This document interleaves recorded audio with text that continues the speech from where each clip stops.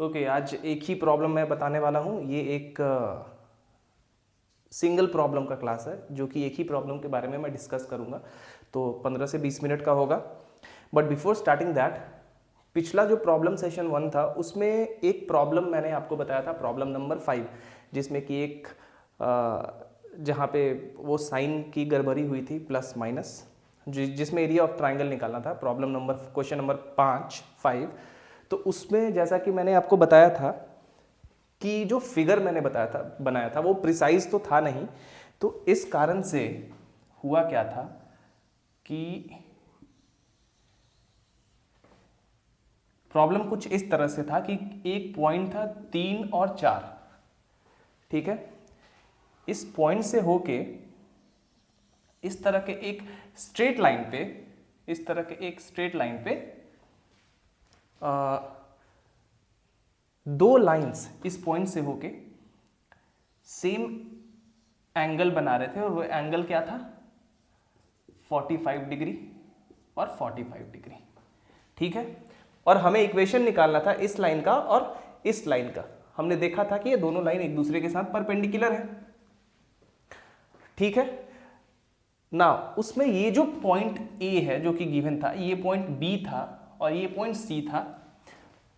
जो ये given line है, इसका इक्वेशन था x minus y is equal to 2। तो इस पॉइंट का कोऑर्डिनेट 3 और 1 था ना, क्योंकि इसका x कोऑर्डिनेट तो ऑब्वियसली 3 होगा। इसका x कोऑर्डिनेट ऑब्वियस 3 होगा, पिछले क्लास में आप जाके देख सकते हैं। और जब x यहाँ 3 रखेंगे तो y इज इक्वल टू 1 आएगा। सो इट्स कोऑर्डिनेट इज 3 और 1, और c का कोऑर्डिनेट आई थिंक 6 और 4 था, राइट। नाउ ये जो पॉइंट B था, चूंकि मैंने पहले ही फिगर बना दिया था और फिगर वो प्रिसाइज फिगर नहीं था, तो ये B पॉइंट नीचे आ गया था, मतलब कि negative direction of y and x के क्वाड्रेंट में, यानी कि चौथे क्वाड्रेंट में मेरे से बन गया था। लेकिन ये पॉइंट रहेगा फर्स्ट क्वाड्रेंट में, that is between the axis of coordinates, ठीक है। फर्स्ट क्वाड्रेंट में ये पॉइंट रहेगा, तो इसको थोड़ा ध्यान में रखना है आपको, ठीक है। क्योंकि गलती से नीचे मेरे से बन गया था, क्योंकि फिगर प्रिसाइज नहीं होता है, ऑफकोर्स स्केल से तो मैं बना नहीं रहा हूँ, इसीलिए ये नीचे बन गया था। तो इसको थोड़ा ध्यान में रखिएगा आप कि ये जो पॉइंट बी है ये इस क्वाड्रेंट में होना चाहिए, तभी तो इसका कोऑर्डिनेट 3 और 1 है ना। इसका कोऑर्डिनेट 3 और 1 है, that means positive direction of x as well as positive direction of y। x coordinate 3 है, y कोऑर्डिनेट 1 है, दोनों प्लस है, तो डेफिनेटली फर्स्ट क्वाड्रेंट में ये पॉइंट होना चाहिए, ठीक है। एक्चुअली सारे ही पॉइंट्स फर्स्ट क्वाड्रेंट में ही हैं हमारे, तो बी भी फर्स्ट क्वाड्रेंट में होना चाहिए था। तो so that is the only thing I wanted to say. चलिए, अब जिस प्रॉब्लम को आज हमें करना है उसके तरफ आगे बढ़ते हैं, और जैसा कि मैंने कहा यही एक प्रॉब्लम डिस्कस करेंगे अभी के क्लास में हम लोग, और कुछ नहीं।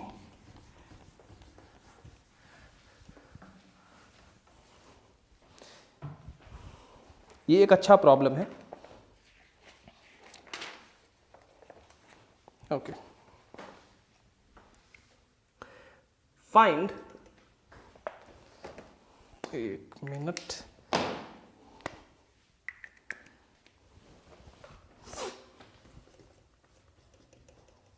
find the angle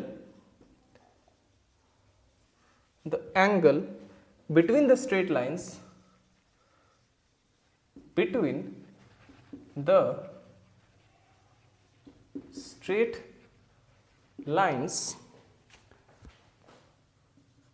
3x is equal to 4y plus 7 and 5y is equal to 12x plus 6, and also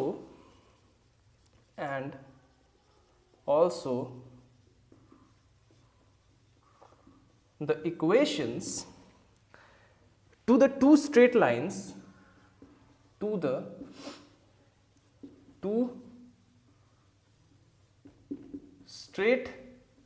lines, which pass through the point,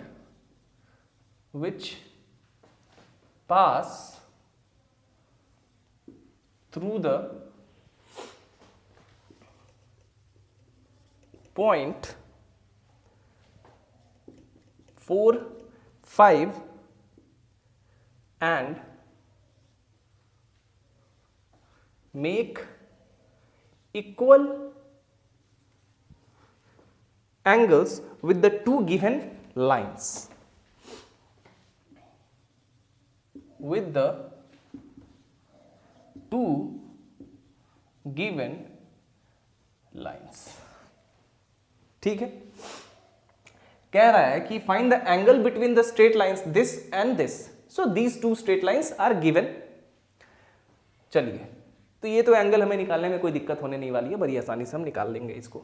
and also find the equations to the two straight lines which pass through the point 4 and 5 and make equal angles with the two given lines. अभी तक जो आपने equation पढ़ा था उसमें यह था कि हम दो लाइंस का इक्वेशन निकालते हैं जब दोनों लाइंस किसी एक पॉइंट से होके पास करता है और किसी एक गिवन लाइन के साथ इक्वल एंगल बनाता है. बट यहां पे है कि दो गिवन लाइंस के साथ इक्वल एंगल बना रहा है. ठीक है, इसका सॉल्यूशन आपको बहुत जगह मिल जाएगा, ऐसा कुछ नहीं है. इसे लोनी का प्रॉब्लम है, एग्जाम्पल 6 प्रॉब्लम नंबर 21. तो सॉल्यूशन इसका मिल जाएगा आपको बहुत जगह, बट सॉल्यूशन से ये क्लियर होगा नहीं बहुत. और मैं आपको यही सजेस्ट करूंगा कि सॉल्यूशन आपको नहीं देखना चाहिए जब तक कि आप एकदम पूरी तरह से हार नहीं जाए उस प्रॉब्लम के लिए. और ज़्यादा अच्छा ये रहेगा कि जितना प्रॉब्लम खुद से बने उतना ही बनाइए. जब दूसरी बार आप बनाएंगे ना किताब को, तो आपसे डेफिनेटली कुछ प्रॉब्लम्स एक्स्ट्रा जो कि पहले अटेम्प्ट में छूट गए थे वो बनने लगेंगे. So don't see the solution. खास करके यहाँ के राइटर्स के सॉल्यूशन मत देखिए. ठीक है, सो अब यहां पे है कि दो स्ट्रेट लाइंस है और दोनों स्ट्रेट लाइंस एक ही पॉइंट से होके पास कर रहे हैं, बट दो लाइंस के साथ इक्वल एंगल बना रहे हैं. सबसे पहले मान लेते हैं, सबसे पहले तो हम लोग एंगल निकाल लेते हैं दोनों लाइन के बीच का. तो डेफिनेटली इक्वेशन देख के आप कह सकते हैं कि स्लोप क्या होगा. पहले लाइन का स्लोप होगा 3/4. क्लियरली m1 जहां की इस लाइन का स्लोप है, तो इतना डिटेल में मैं नहीं जा रहा हूं. m1 is equal to clearly 3/4 and m2 is equal to clearly 12/5. भाई यहां से y is equal to सब y को एक तरफ कर देंगे, बाकी सबको एक तरफ कर देंगे, तो हमारा y is equal to mx plus c के फॉर्म में आ जाएगा. And we got the required slopes of the given lines. So slope of the first line is 3/4, slope of the second line is 12/5. चलिए ठीक है, इसलिए if theta is the angle between the lines, then tan theta क्या हो जाएगा हमारा, m1 minus m2 divided by 1 plus m1 m2 is equal to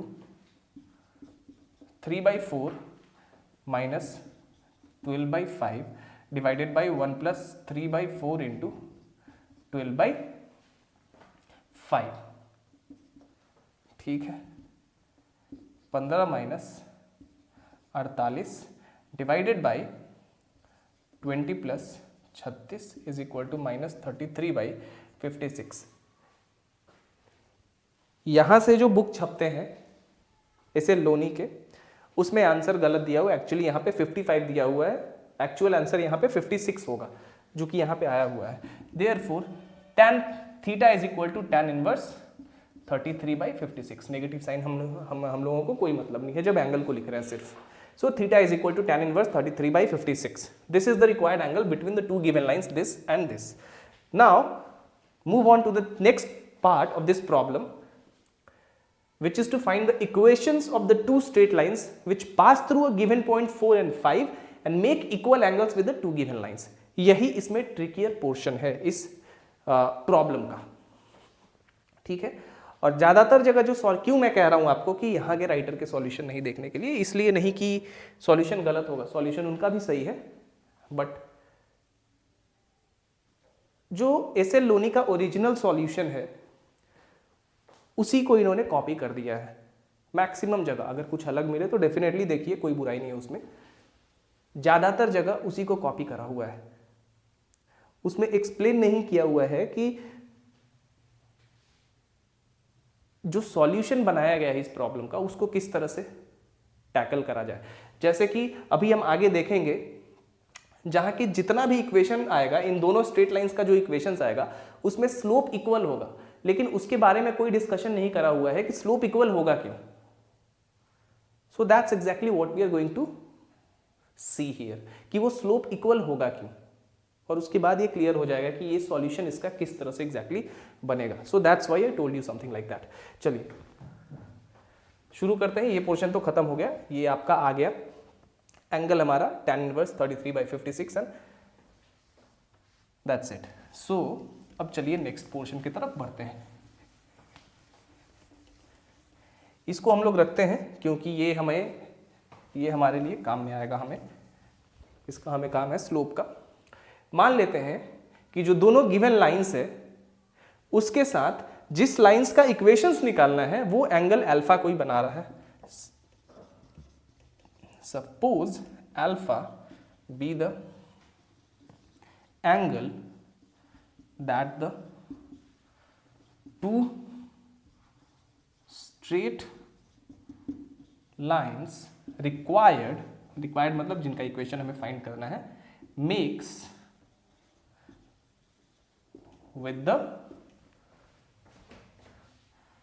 given lines equal angle है। तो अल्फा मान लेते हैं इस लाइन के साथ और इस लाइन के साथ जो गिवन लाइंस होगा, जो कि रिक्वायर्ड लाइंस होगा, वो एंगल अल्फा बना रहा है। ठीक है, चलिए अल्फा एंगल बना रहा है। अब ये हमें पता है कि कोई भी स्ट्रेट लाइन अगर किसी एक पॉइंट से होके पास करे, मान लीजिए एक पॉइंट, जैसा कि इक्वेशन हमें पता है कि अगर किसी एक point x dash y dash से होके अगर कोई लाइंस पास कर रहा है, लाइंस यहां पे एक लाइन की बात नहीं कर रहा हूं, इक्वेशन आपको पता है ना कि जब स्ट्रेट लाइंस किसी एक पॉइंट से पास करते हैं और किसी एक गिवन लाइन के साथ इक्वल एंगल बनाते हैं, तो unless alpha is 0 and 90 degree, there are always two straight lines that satisfies that condition। हमेशा दो स्ट्रेट लाइंस होता है जो कि किसी एक पॉइंट से होके पास करेगा और किसी गिवन स्ट्रेट लाइन पे इक्वल एंगल बना सकता है, अनलेस अल्फा 0 या 90 डिग्री ना हो। यानी कि जो लाइन है जो उस पॉइंट से होके लाइन क्रॉस कर रहा है वो गिवन लाइन के पैरेलल या परपेंडिकुलर ना हो, क्योंकि पैरेलल और परपेंडिकुलर तो एक ही लाइन हो सकता है जो उस पर्टिकुलर पॉइंट से होके पास करे और गिवन लाइन के पैरेलल हो या उस पे परपेंडिकुलर हो। लेकिन other than that there are always two straight lines which can make equal angle with the given straight line. तो इक्वेशन हमारा क्या होता है? इक्वेशन हमारा जो होता है इस तरह से होता है कि y minus y dash is equal to m plus tan alpha divided by 1 minus m tan alpha into x minus x dash, और फिर y minus y dash is equal to m minus tan alpha divided by 1 plus m tan alpha into x minus x dash. इसी तरह यही equation होता है जहां की x dash y dash वो पॉइंट है जहां से होके वो दोनों लाइन पास करता है, और अल्फा वो वाला एंगल है जो कि वो दोनों लाइन किसी given straight line y is equal to mx plus C पे बनाता है। ठीक है, सो m जो है हमारा वो गिवन लाइन का स्लोप है। चलिए, आपको पता है क्योंकि इक्वेशन आपने पढ़ा है, फिर भी मैं एक बार इसको मैंने लिख दिया ताकि रिवाइज हो जाए। सो अगर ऐसा है तो ये तो हमें पता है कि यहां पे दो स्ट्रेट लाइन है, तो इस कंडीशन में भी हो सकता है कि इस पॉइंट से जो भी लाइन क्रॉस करे, इस पॉइंट से हमेशा दो लाइन पास करेगा जो कि इसके साथ अल्फा एंगल बना सकता है, और इसी पॉइंट से होके दो लाइन और पास करेगा जो कि अल्फा एंगल इस लाइन के साथ भी बना सकता है। तो there are total 4 equations actually. देखिए नाउ लिखिए इसको,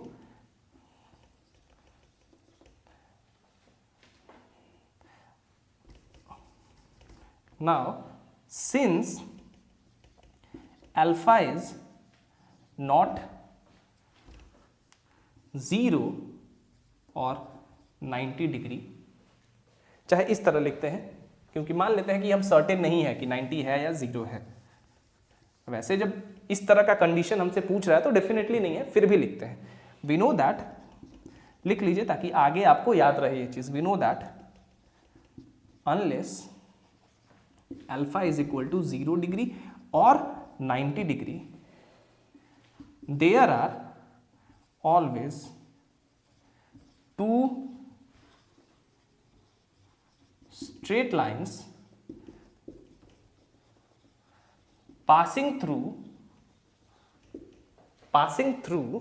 अब देखिए यहां पे कह रहा है कि 2 स्ट्रेट लाइन्स जो कि इससे होके पास कर रहा है और इन दोनों गिवन लाइन के साथ एक इक्वल एंगल बना रहा है। 2 स्ट्रेट लाइन की ही बात हो रही है, लेकिन अगर प्रॉब्लम के कॉन्टेक्स्ट में हम देखेंगे तो we have got 4 equations for 4 straight lines और वहां से ही हमें 2 स्ट्रेट लाइंस को चुनना है, ठीक है। और जब हम इक्वेशन को फाइंड करेंगे तो अभी आप यहां पे आसानी से क्लियरली देख सकेंगे कि actually there is always only 2 straight lines which can make equal angles with the 2 given lines. इस कंडीशन में 2 ही इक्वेशन, 2 ही स्ट्रेट लाइन हो सकते हैं। हम डेफिनेटली 4 इक्वेशन को निकालेंगे यहाँ पे, लेकिन जब चारों इक्वेशन को हम एक साथ लिखेंगे तो वहां पे आपको साफ साफ दिखेगा कि एक्चुअली यहां से हम बस 2 ही स्ट्रेट लाइन को फाइंड आउट कर सकते हैं। वही चीज यहां पे दिखाना है आपको। We know that unless alpha is 0 और 90 degree, there are always 2 straight lines passing through 4, 5 and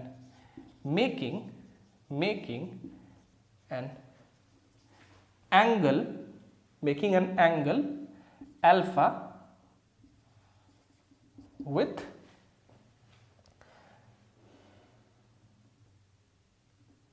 y is equal to 3/4x minus 7/4 इस वाले लाइन के साथ।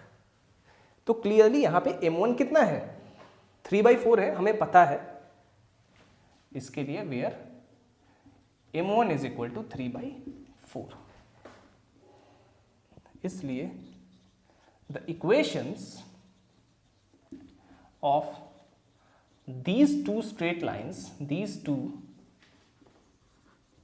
straight lines are क्या हो जाएगा हमारा, x माइनस, माफ करिएगा, y माइनस वाई डैश, यानी कि y माइनस वाई डैश क्या है यहाँ पे 5 है, is equal to m plus m, यहाँ पे m1 क्योंकि इस जो गिवन लाइन है उसका स्लोप क्या है, m1 है, ठीक है। तो m1 यहाँ लिखेंगे plus tan alpha divided by 1 minus m tan alpha, यहाँ भी m1 इंटू x माइनस 4 क्योंकि x डैश 4 है, एंड एक और इक्वेशन क्या होगा, y minus 5 is equal to m1 minus tan alpha divided by 1 minus m1 1 plus m1 tan alpha into x minus 4, ठीक है। चलिए उसी तरह से जैसे इसको लिखा, similarly like this, unless alpha is 0 or 90 degrees, there are always 2 straight lines passing through this point and making an angle alpha, that is making equal angle with this particular straight line होगा। चलिए इसको erase कर रहा हूं मैं अब, ठीक है। इक्वेशन हम यहाँ पे साइड में लिख लेते हैं कहीं ताकि हमें याद रहे। एक इक्वेशन है हमारा 3x is equal to 4y, ये इक्वेशन तो हमने यहाँ पे लिख ही लिया है, दूसरे इक्वेशन को भी यहाँ लिख लेते हैं, y is equal to 12/5x plus 6/5। चलिए आपको नहीं लिखना है, आपके पास प्रॉब्लम है, मेरे पास चूंकि मैं मिटा रहा हूँ क्वेश्चन को इसलिए मैंने लिख लिया। इतना आपको याद रखना है सबसे पहले। चलिए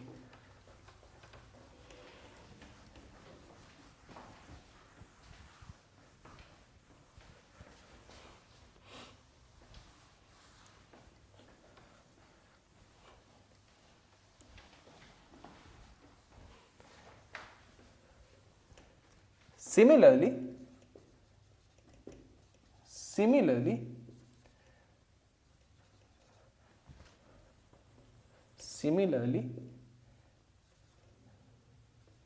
unless alpha is equal to 0 degree or 90 degree, there are always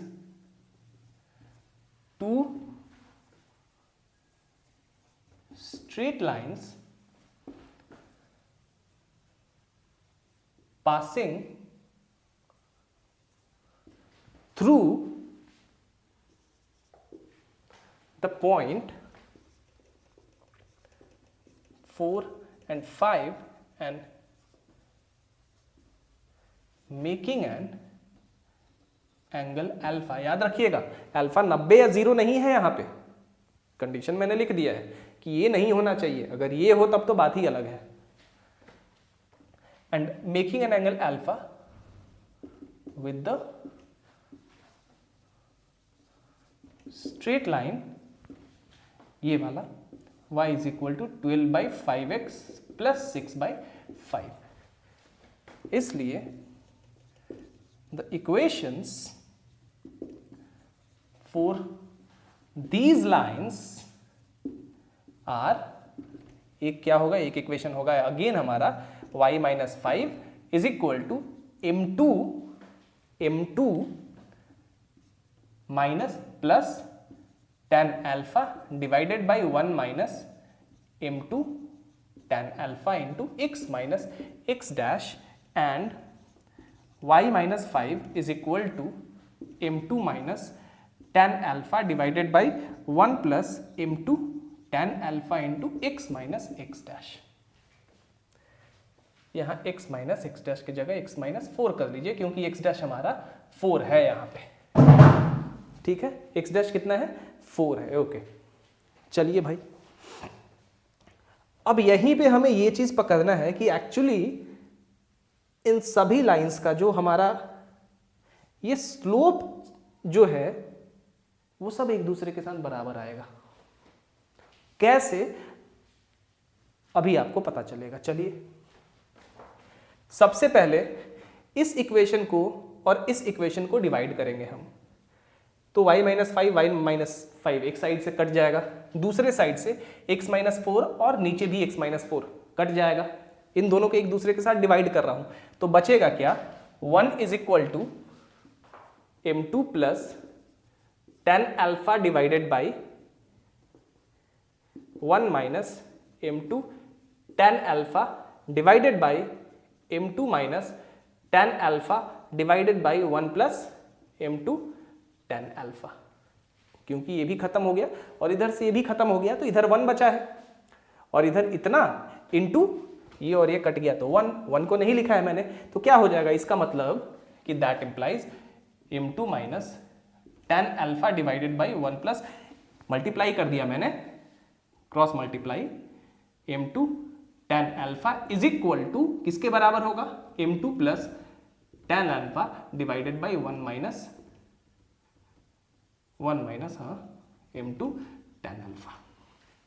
दोनों स्लोप, इसका स्लोप और इसका स्लोप एक दूसरे के साथ बराबर है, उसी तरह इसका स्लोप और इसका स्लोप भी एक दूसरे के साथ बराबर होगा। एंड सिमिलरली जब इनमें से किसी इक्वेशन को इनमें से किसी भी इक्वेशन के साथ डिवाइड करेंगे तो ये स्लोप या ये स्लोप बराबर होगा इस स्लोप के या इस स्लोप के।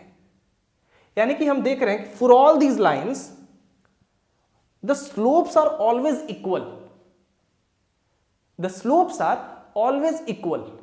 स्लोप क्या आ रहा है, बराबर आ रहा है, ये इसके बराबर है, ये इसके बराबर है, ये इसके बराबर है, सब एक दूसरे के। ये जितने स्लोप्स हैं, ये पोर्शन, ये पोर्शन, ये पोर्शन और ये पोर्शन, ये सारे के सारे एक दूसरे के बराबर हैं। That is why the slopes are equal. ठीक है, अब देखिए यहां से हमें एक बहुत ही इंपॉर्टेंट चीज यहां से देखने को मिलेगा। चलिए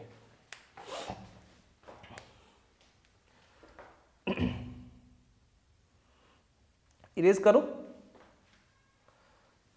इसको इरेज कर देता हूं पहले, इसका काम हो गया है।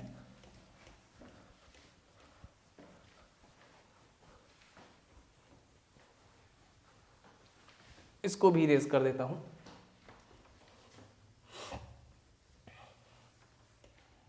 अब हम इस प्रॉब्लम को इसके आगे कैसे अप्रोच करेंगे, इसके आगे हम लोग इसको किस तरह से अप्रोच करेंगे ये हमें देखना है अब, क्योंकि भाई स्लोप्स तो सारे के सारे हमारे पास इक्वल ही आ रहे हैं, कोई अलग कुछ वैसा आ नहीं रहा है, तो किस तरह से अप्रोच किया जाए वो देखते हैं।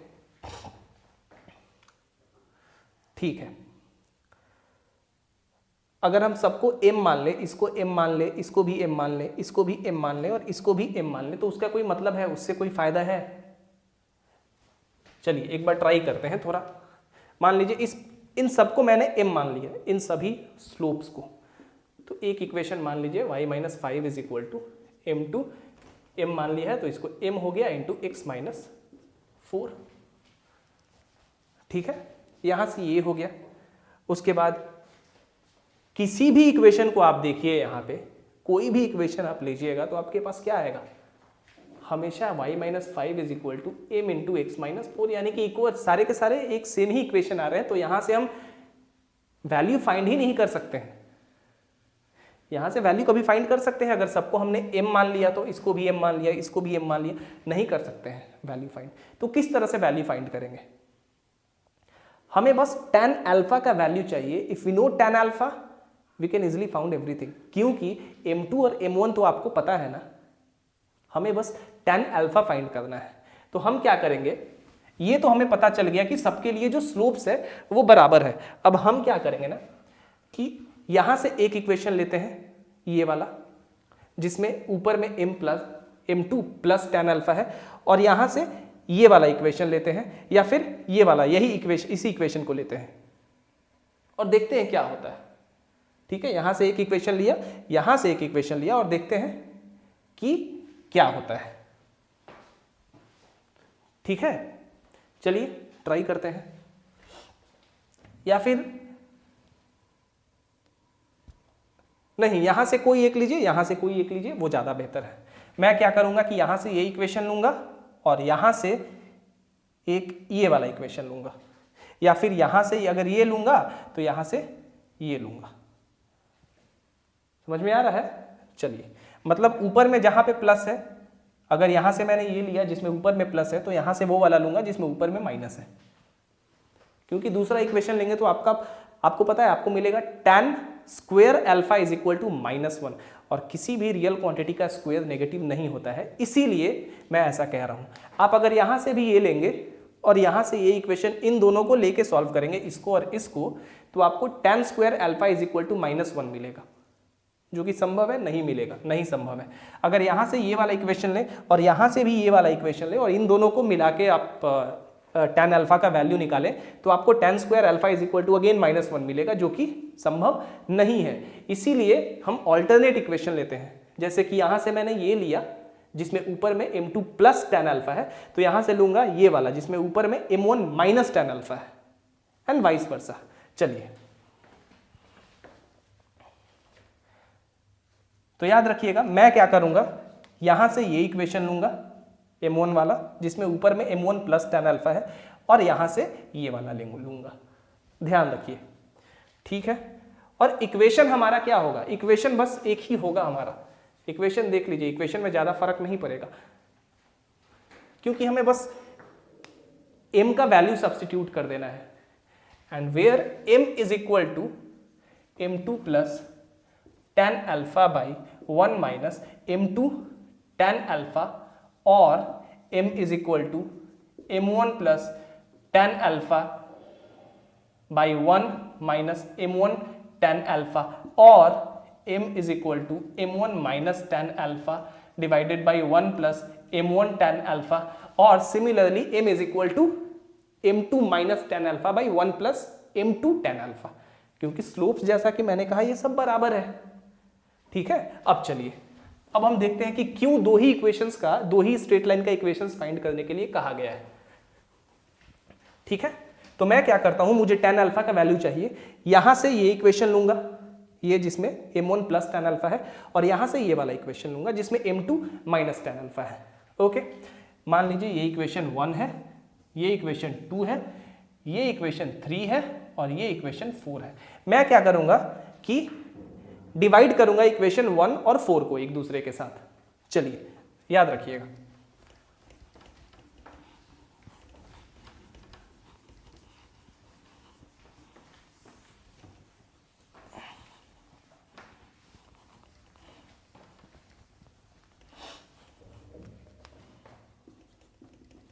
डिवाइडिंग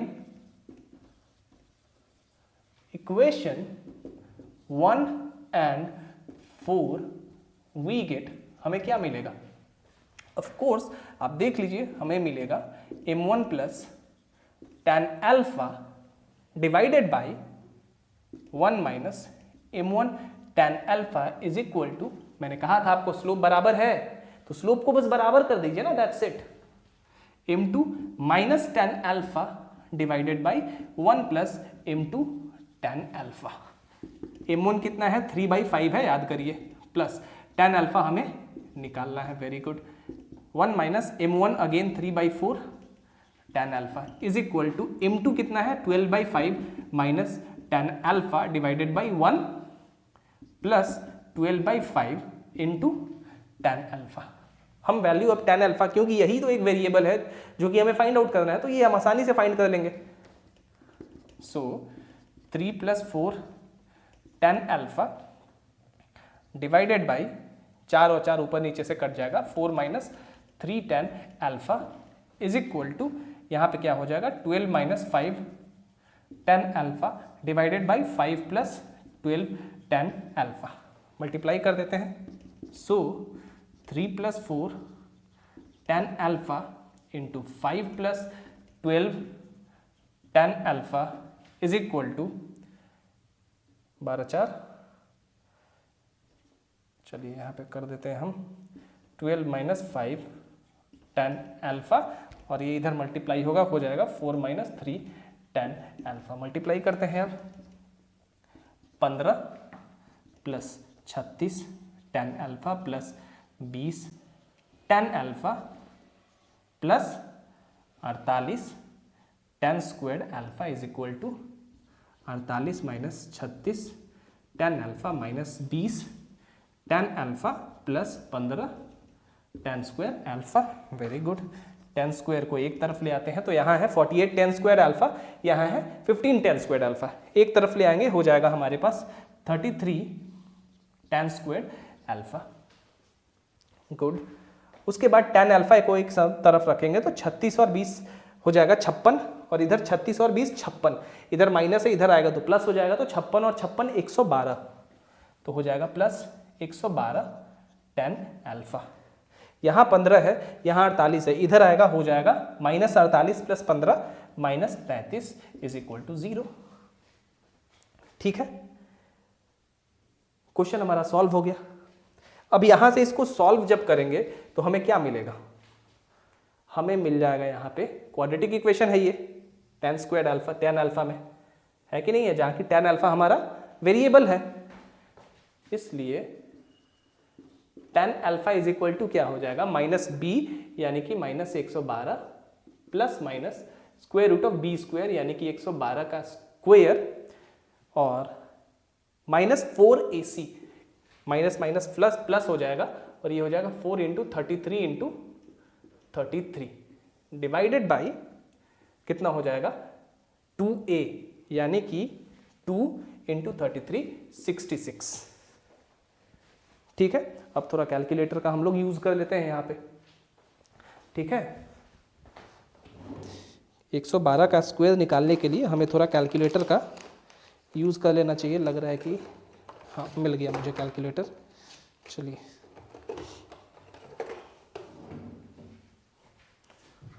वैसे 112 यहीं कर देते हैं, क्या करना है, 4 2 2 2 1 1 2 1 1 हो गया, 4 4 5 2 1, 12,000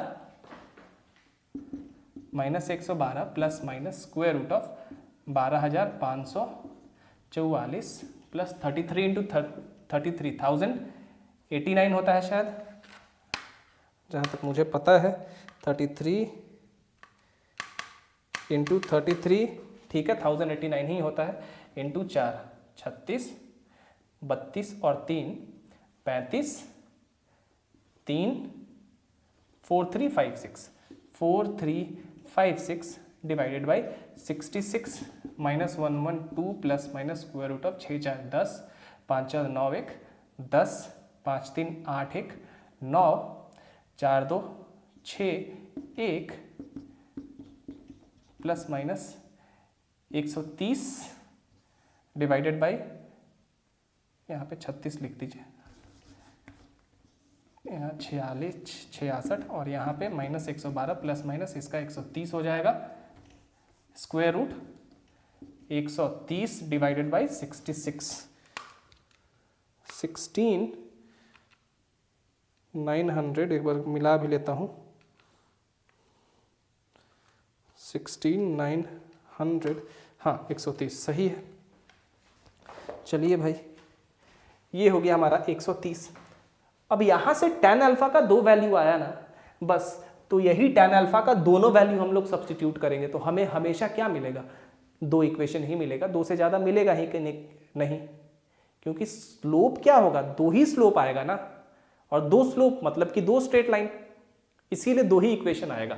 देखिए अब यहाँ पे क्या हो जाएगा, एक बार जब प्लस वाला साइन लेंगे तो हमारे पास आ जाएगा आपका 18/66, तो हो जाएगा 2, जब एक बार आएगा हमारा 3/11 और -11/3, -11/3, यही दोनों आएगा हमारा, ठीक है। अब जब यही दोनों आएगा तो m क्या है, अब m कोई भी हो सकता है, ये भी m है, ये भी m है, और जो दोनों जो इक्वेशंस है उसमें भी सेम m है, तो किसी एक m में मान लेते हैं कि जो स्लोप है दोनों लाइन का वो m ही है, क्योंकि सारे के सारे स्लोप्स आपने अभी देखा थोड़ी देर पहले कि चारों इक्वेशंस में जो हमारा स्लोप है वो क्या है, इक्वल है, मान लेते हैं कि m वो स्लोप है, ठीक है। वैल्यू आ गया,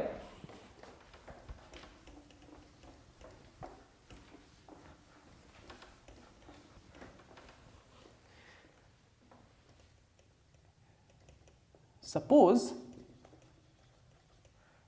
m इज इक्वल टू, ध्यान दीजिए, m1 plus tan alpha divided by 1 minus m1 tan alpha. अब ये किसके बराबर है भाई, m1 minus tan alpha divided by 1 plus m1 tan alpha, जैसा कि मैंने आपको बताया था। उसी तरह m2 plus tan alpha divided by 1 minus m2 tan alpha is equal to m2 minus tan alpha divided by 1 plus m2 tan alpha. तो किसी भी एक में आप एक बार 3/11 सब्स्टिट्यूट करिए, आप एक बार -11/3 सब्स्टिट्यूट करिए, आपको क्या मिल जाएगा, 2 स्लोप मिलेंगे। So that is why there are only 2 straight lines, ये हमें बताता है। इसलिए the equations to the required lines is, यहां इक्वेशन ही लिखिए और यहां लाइन ही लिखिए अभी, क्योंकि हमें पता चल जाएगा y minus 5 is equal to m into x minus 4। अब हमें m का वैल्यू फाइंड करना है, कैसे करेंगे, कुछ भी नहीं करना है। Now m is equal to m1 plus tan alpha divided by 1 minus m1 tan alpha, ठीक है। कोई भी यहां से कोई भी चुन लीजिए आप, और उसमें एक बार 3/11 सब्स्टिट्यूट करना है tan अल्फा का वैल्यू, और एक बार -11/3 सब्स्टिट्यूट करना है tan अल्फा का वैल्यू। इसलिए when tan alpha is equal to 3/11 then m कितना आएगा हमारा, m1 तो 3/4 है, जब m2 वाला रखेंगे तो m2 12/5 रखेंगे, plus tan alpha 3/11 divided by 1 minus 3/4 into 3/11 कितना आ जाएगा भाई 33 प्लस 12 11 चौक 44 और 44 नीचे से खत्म, यहाँ आ जाएगा 44 माइनस 9 इज इक्वल टू कितना 33 और 12 हमारा कितना आएगा 33 और 12 45 और नीचे से कितना आएगा 35 5 से 7 बार में 5 से 9 बार में यानी कि 9/7 स्लोप हमारा 9/7 आ गया एक बार। And when tan alpha is equal to minus 11/3 then m is equal to क्या हो जाएगा हमारा 3/4 और यहां रखेंगे minus 11/3 divided by 1 plus 3/4 into 11/3 क्योंकि माइनस माइनस प्लस हो जाएगा, यहाँ हो जाएगा हमारा 12 माइनस 44 डिवाइडेड बाई 4 इंटू 3 और 4 इंटू 3 नीचे से कट जाएगा और यहाँ क्या आ जाएगा 12 प्लस 33 माफ करिएगा यहाँ पे 9 होगा ना 3 3 जा 9 और इधर 44 तो ये हो जाएगा माइनस 35 बाई कितना 45 ये हो जाएगा 9 7 माइनस 7/9। हमने देखा कि हमें बस दो ही स्लोप मिले, एक मिला 9/7 और एक मिला minus 7/9। That means there are only 2 straight lines not 4, है कि नहीं। इसीलिए दो ही इक्वेशन आता है और इसीलिए हर जगह जहां की सॉल्यूशन किया हुआ है वहां पे बस लिख दिया हुआ है कि स्लोप m होगा और मान के बना लो आराम से, बट वहां पे कंफ्यूजन क्रिएट होगा आपके पास कि ये स्लोप इक्वल होगा क्यों। This is why the slopes are equal. ठीक है, this is the clear picture of it. इसी तरह से ये प्रॉब्लम बनना चाहिए। अब चलिए, तो एक बार हम m का वैल्यू 9/7 रखेंगे, एक बार m का वैल्यू माइनस 7/9 रखेंगे। We got the required equations. So इसका काम हो गया।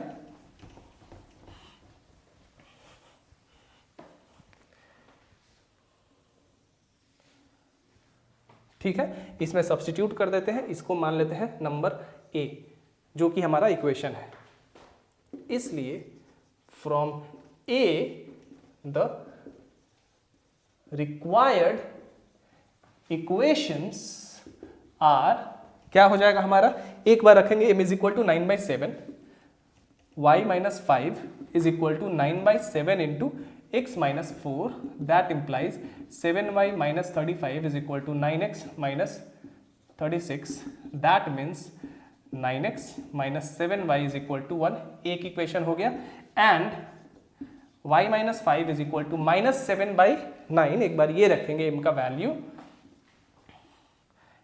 x minus 4 that implies 9y minus 45 is equal to minus 7x plus 28, ये हो जाएगा हमारा 7x plus 9y is equal to 45 और 28 73। आप मैच करा लीजिए, आंसर यही है। Question number 21 exercise 6 SL Loney. ठीक है, so this is how we approach this problem and this is the clear solution of it. यहां से हमें ये पता चल जाता है कि किस तरह से होगा, ये स्लोप किस तरह से आता है। ठीक है, और इस तरह से सॉल्यूशन आपको नहीं कहीं भी नहीं सॉल्व किया हुआ इस तरह से। So that's it, I hope you understand this problem. और इस तरह के प्रॉब्लम आते हैं आपके एग्जाम्स में। सो ध्यान रखिए, ये काफ़ी अच्छा प्रॉब्लम है। Try to solve by yourself after understanding the concept. एक दो बार आप बनाइए, उसके बाद आप समझ जाएंगे। ठीक है, so that's it, thank you.